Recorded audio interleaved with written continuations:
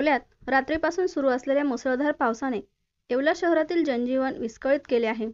बस स्थानक परिसर तसेच अमरधाम भागात पाणी साचल्याने नागरिकांना मोठ्या अडचणींना सामोरे जावे लागत आहे। अमरधाम येथील घरांमध्ये पाणी घुसल्याने कुटुंबांचा संसार अक्षरशः भिजून गेला आहे। घरातील संसार भिजल्याने मोठ्या प्रमाणात नुकसान झाले आहे। तसेच बस स्थानकाकडे जाणारा रस्ता हा जलमय झाल्याने अक्षरशः प्रवाशांचे मोठे हाल होत आहे। नाल्याचे पाणी अक्षरशः अमरधाम तसेच बस स्थानक परिसरात आल्याने प्रवाशांसह अमरधामकडे जाणाऱ्या नागरिकांचे हाल होत आहेत।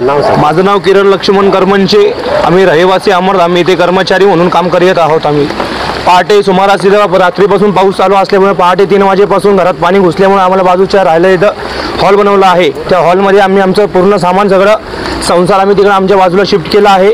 पहाटे 3 वाजेपासून काही कपडे नाही, अंगावर काही नाही, तेच कपड्यावर आम्ही ओले चिंब असत साईडला बसलेले आहे। आमचे पोरं बिरं सगळे आमचं धान्य विण्य काय असेल अन्न खायची वस्तू सगळी काही भिजून गेलेली आहे। त्यामुळे आम्हाला बाजूला आमचा संसार मांडावा लागू राहिला। घरात तुम्ही बघू शकता पाणी भरपूर काही पाणी गेलेले आहे घरामध्ये।